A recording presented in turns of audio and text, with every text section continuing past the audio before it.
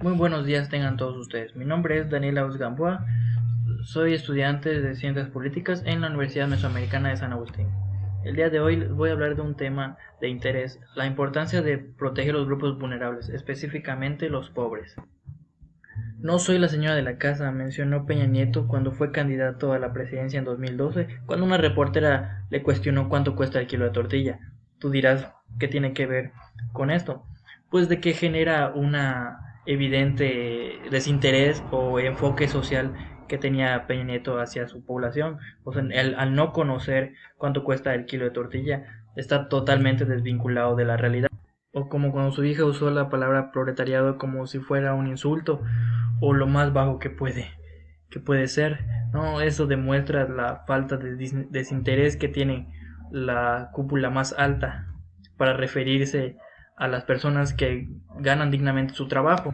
Ahora bien, definamos bien qué es la pobreza, ¿no? Según este PDF de la Coneval, la pobreza es la privación de bienestar de manera pronunciada, es decir, la falta de acceso a capacidades básicas para funcionar en la sociedad y de un ingreso adecuado para enfrentar necesidades de educación, salud, seguridad, empoderamiento y derechos básicos. Esta definición es un extracto del libro de Handbook on Poverty and Equality de Jonathan Halton de la Universidad de Website, ¿no? Ahora bien, la UNESCO tiene tres perspectivas o datos a considerar para evaluar si un individuo está en situación de pobreza, ¿no? Uno, si su ingreso está por debajo de una línea de pobreza. 2, si posee los servicios básicos necesarios.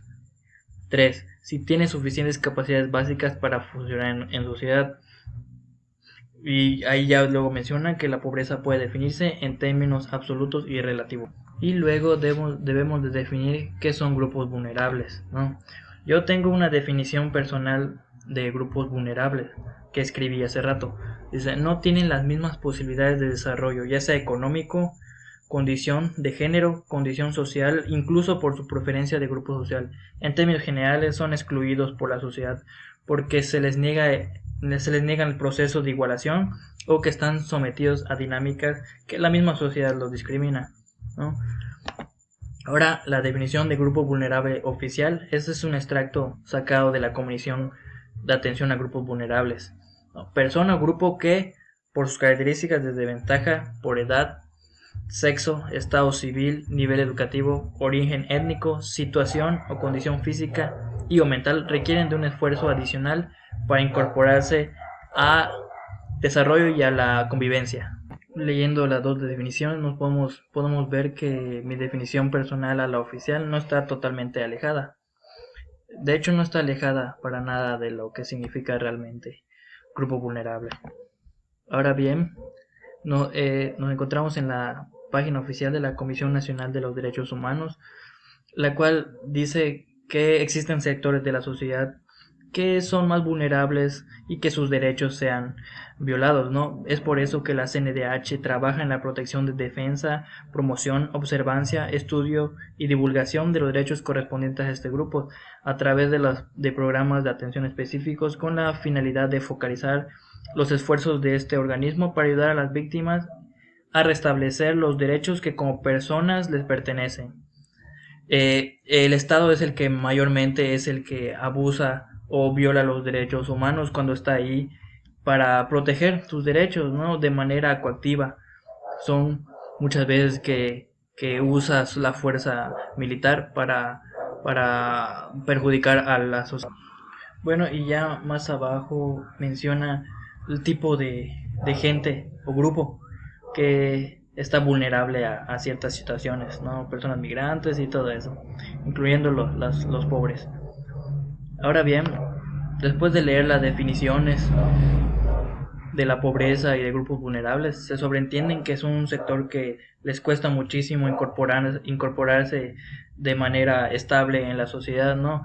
De hecho, es el grupo donde más empatía genera en mí, porque yo he tenido de cierta manera ciertos rasgos que me caracterizaron en lo largo de mi vida, ¿no? Y claro, todos los grupos son importantes, pero yo me enfoqué en hablar de esta. Yo he salido de este grupo, pero no tan extremo, ¿no? En mi vida he tenido ciertas características como mencioné.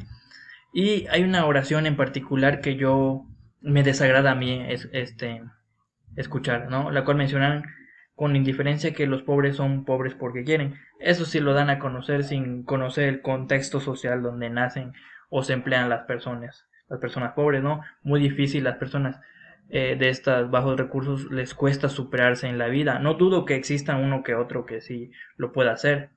No digo que sea un milagro tampoco, sino con mucho esfuerzo, pero es que lo toman de manera indiferente y mencionan que no pueden hacerlo.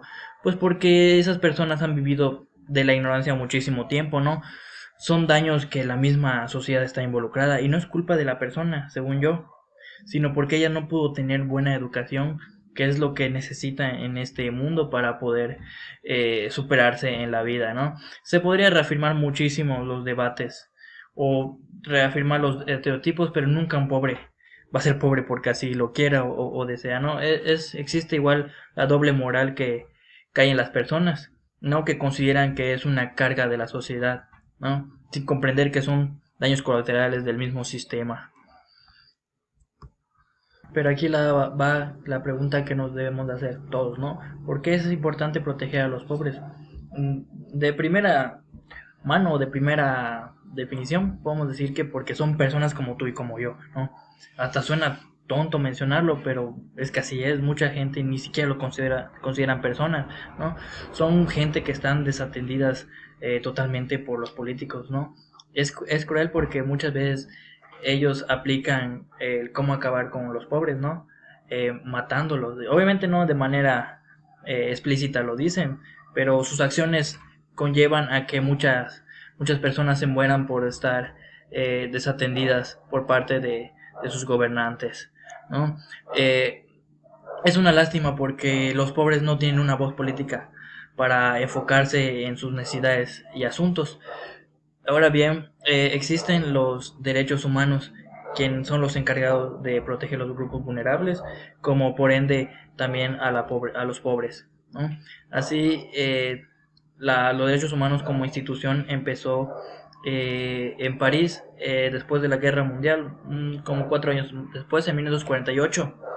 eh, Fue la creación de la institución como tal, ¿no? Pero en el 2011 estuvo más presente en todo el mundo y sus políticas para combatir la pobreza han sido los principios rectores sobre la extrema pobreza y los derechos humanos. Son los primeros lineamientos de política a nivel mundial centrados específicamente en los derechos humanos de las personas que viven en pobreza, ¿no? Ahorita les voy a mencionar, eh, les voy a mostrar. Este es el plan, principios y rectores de la portada de la extrema pobreza y los derechos humanos. Uno de los artículos más importantes o referente que tiene México para la protección de las personas de baja situación económica es el artículo primero, ¿no? Con el solo ser mexicano tienes todas las garantías que otorga la Constitución. No, no por ser pobre te van a restringir muchas cosas. Este es el artículo más importante de la Constitución y donde engloba la protección de la mayoría de o todos los grupos vulnerables, aparte de que existen en los derechos humanos como tal. Pero este de que dice donde Estados Unidos mexicanos, todo el individuo gozará de las garantías que otorga esta Constitución, las cuales no podrá restringirse ni suspenderse, sino en los casos y con las condiciones que ella misma establece. Básicamente engloba todo la protección. Es el referente para los pobres también, porque de manera literal no existe. Ahora bien, la sociedad y el mundo están en un punto de un nivel sin antecedentes de desarrollo económico, medios tecnológicos y recursos financieros, mucho mejor que hace 100 años.